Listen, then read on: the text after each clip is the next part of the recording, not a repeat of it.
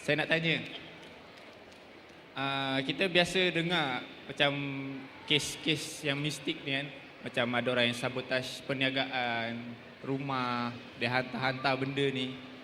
Jadi macam mana Ustaz sebagai pengamal perubatan, macam mana kita nak, apa yang perlu kita buat kalau kita, contohnya kita terjumpa dengan benda-benda yang mungkin sebagai digunakan untuk untuk menyihir, apa yang perlu kita lakukan? Silakan Ustaz. Okey, tuan-tuan dan puan-puan, biasanya sihir boleh berlaku kepada orang yang berniaga terutamanya disebabkan hasad dengki, dendam antara satu lain sama lain dan tak puas hati. Berlakulah sihir menyihir antara penjual nasi lemak, antara penjual kasut, antara penjual burger, antara penjual abang balik sesama dia.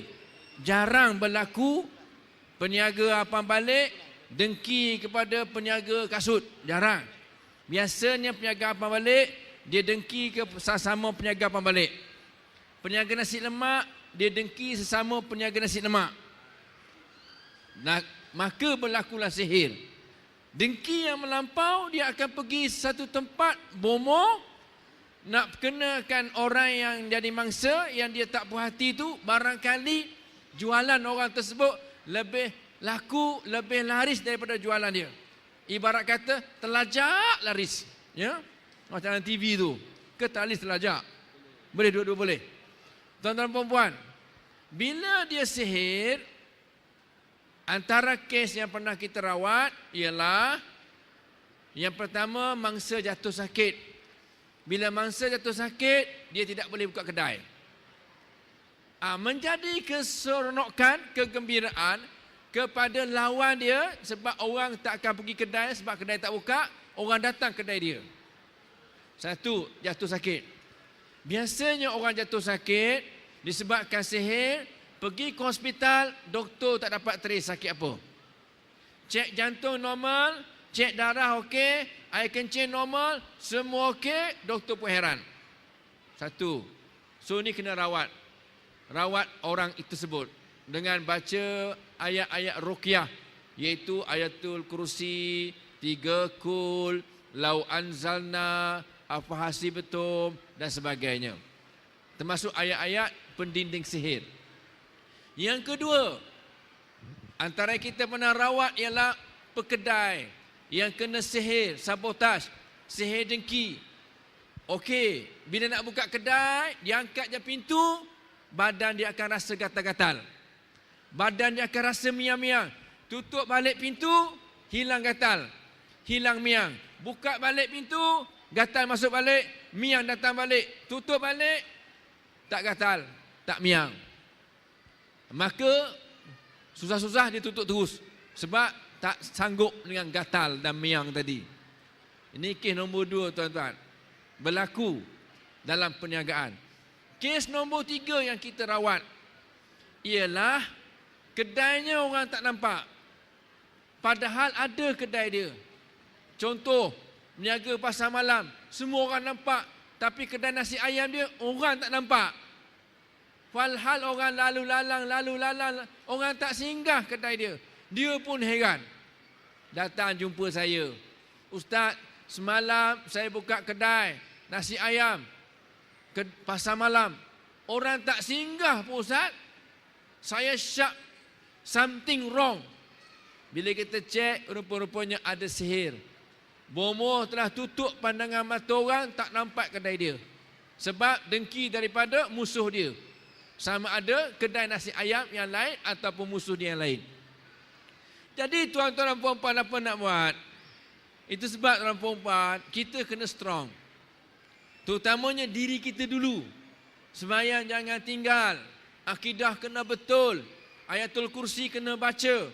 Tuan-tuan, lepas sembahyang wajib baca tu. Walaupun hukumnya sunat, tapi kena baca ayat kursi lepas sembahyang. Nak pergi kerja, ada air sembahyang. Air sembahyang tuan-tuan, kalau tuan-tuan ambil sembahyang, tuan-tuan tak rasa apa, tak nampak apa. Tuan-tuan nampak air melekat kat badan. Hakikatnya tuan-tuan dan puan-puan, bila kita ambil sembahyang, ada satu lapisan nur kat badan kita. Ingat ya, ada satu lapisan nur kat badan kita yang tutup kita. Kalau tuan-tuan lihat kat TV, iklan Dettol. Tahu iklan Dettol? Bila dia mandi guna Dettol, ada lapisan hijau. Air semayang, dia bukan lapisan hijau, dia nur. Yang ni syaitan tak boleh dekati dan tembusi nur tersebut. Lazimkan diri baca ayatul kursi. Bila buka kedai, nak dari rumah keluar ke kedai, baca ayatul kursi. Buka kedai dengan nama Allah, insya-Allah. Tuan-tuan dan puan-puan, kalau kedai makan, masak dengan nama Allah, macam chef sebut, bismillah, baca bismillah sambil baca kursi. Tuan-tuan, dalam kedai kena pasalah CD Suratul Baqarah. Pasang CD, kita tak baca, tak larat baca, suruh CD baca. Pasang je tuan-tuan. Allahu Akbar. Jangan ada teddy bear, patung-patung dalam kedai kita. Kita semayang hajat pun malaikat tak masuk. Sebab ada patung. Saya pernah pergi tuan-tuan kedai nasi ayam. Saya duduk Bandar Baru Bangi, Selangor. Seksyen 8 ada satu kedai nasi ayam Hainan.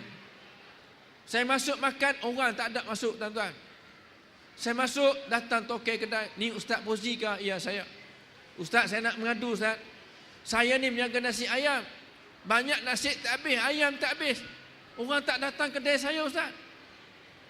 Boleh tak Ustaz tengok-tengok kan? Okey, saya tengok sekarang. Saya jalan tuan-tuan daripada pintu depan sampai ke dapur, sampai bilik air tuan-tuan. Saya boleh collect patung dalam kedai dia dekat 20 biji patung. Patung apa? Patung ayam. Kan kedai nasi ayam. Patung ayam lah. Tuan-tuan. Allah, saya kata gini lah bang. Keluarkan semua patung-patung ayam ni. Tuan-tuan. Sampai kat freeze, dekat peti ais ada patung juga kan melekat tu, yang magnetik tu. Keluarkan juga. Tuan-tuan, keluarkan, saya baca doa sikit. Minggu depan datang balik. Tuan-tuan, alhamdulillah ramai. Ustaz, tak cukup nasi, tak cukup ayam. Terpaksa tutup awal. Saya pergi tuan-tuan, lewat sikit pukul 3, Ustaz minta maaf, nasi tak ada, ayam tak ada. Dah habis, sold out. Bukan kata orang beli, orang tapau lagi. Tuan-tuan, so ini antara punca benda rezeki tuan-tuan ya. So kita doa-doa, kita sembahyang hajat, ingat malaikat kena aminkan doa kita. Macam mana malaikat nak amin?